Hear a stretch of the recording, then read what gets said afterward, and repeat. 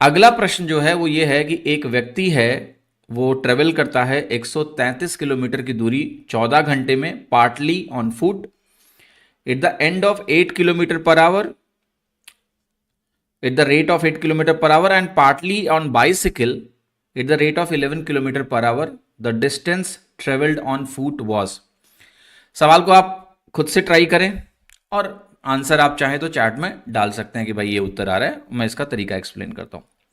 देखिए, एक चीज आपको समझना है कि ये सवाल किस चीज पे बेस्ड है। ये सवाल आपका एलिगेशन पे बेस्ड है। क्यों एलिगेशन पे बेस्ड है? देखिए, एलिगेशन सिंपली क्या होता है कि हमारे पास कोई सेम कैरेक्टरिस्टिक की दो वैल्यूज होती हैं एंड देन उनका कंबाइंड इफेक्ट भी दिया होता है। जैसे यहां पर आप कह रहे हो कि भाई एक आदमी है जो बाई फुट चल रहा है, उसका रेट क्या है ट्रेवल का? 8 kmph। वही व्यक्ति जो है वो बाइसिकल से अगर जाए, तो अगर वो बाइसिकल से जाता है तो वही रेट क्या है? 11 kmph। अब आप ध्यान से देखो, अगर हम इन दोनों को कंबाइंड वे में देख रहे हैं, अगर हम इन दोनों को कंबाइंड तरीके से देख रहे हैं, तो कंबाइंड तरीके से वैल्यू क्या है ये हमें समझने की जरूरत है। एक बात तो कंबाइंड तरीके से जो वैल्यू है हमारी वो क्या है, इसको जरा देखते हैं और समझते हैं। स्क्रीन क्या हुआ, थोड़ा सा काला काला हो गया है मेरे यहां। आपके यहां कैसा है? अच्छा, वहां भी काला हो गया। थोड़ा देर रुकिए।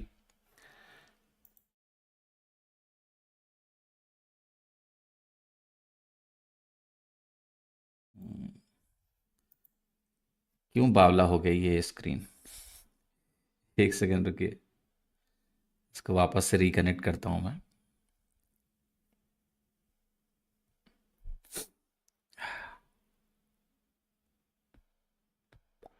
हॉरर ट्रायंगल, कितना खतरनाक नाम आप लोग रख लेते हो।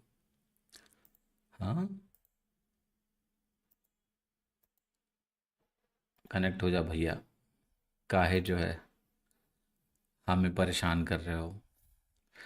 नमस्कार नमस्कार, रुक जाओ बेटा, ये थोड़ा सा तकलीफ दे रहा है। तकनीक, टेक्नोलॉजी, इनको जरा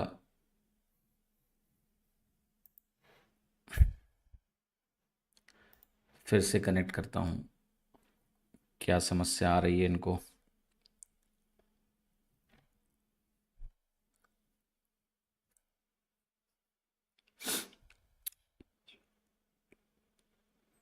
एक सेकंड दीजिएगा बेटा, रिकनेक्ट हो रहा है।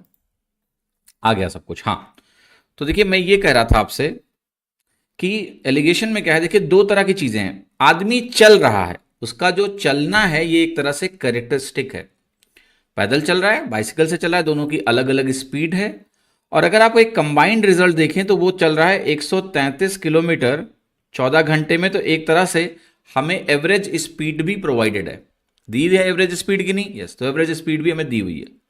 बस आपको यहां पर एक छोटी सी बात ये ध्यान रखनी है कि भाई जब भी हम स्पीड्स पे, ध्यान रखना, जब भी हम स्पीड्स पे एलिगेशन लगाएंगे तो आपको बस ध्यान ये रखना है कि यहां जो रेशियो आपको मिलता है ये टाइम रेशियो मिलता है। ये बात आप ध्यान रखिएगा।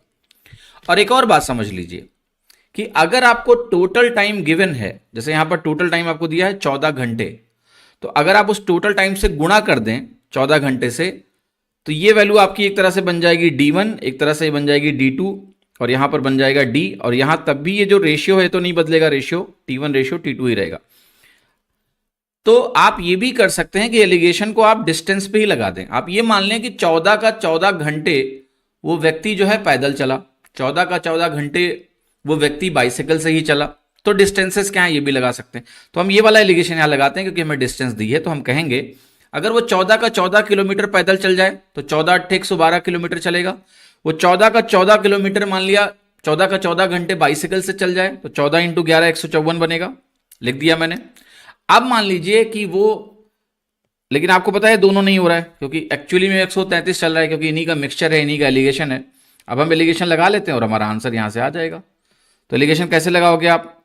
इसका अंतर यहां से 21 बनेगा, यहां से भी इसका अंतर 21 बनेगा। ये जो रेशियो आया 1:1, वो ध्यान रखिएगा हमेशा ये टाइम रेशियो होता है। 1:1 टाइम रेशियो आया मतलब इक्वल टाइम।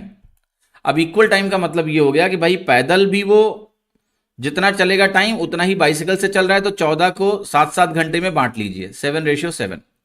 अब 7 घंटे आप उसको पैदल चला लो तो 56 किलोमीटर तो वो पैदल चला है। दूसरा, अगर आप निकालना चाहेंगे बाइसिकल से कितना चला है, तो 11 × 7 77 किलोमीटर वो बाइसिकल से चलेगा।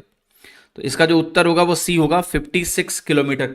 आई होप आपको ये चीज समझ में आ रही है सभी को।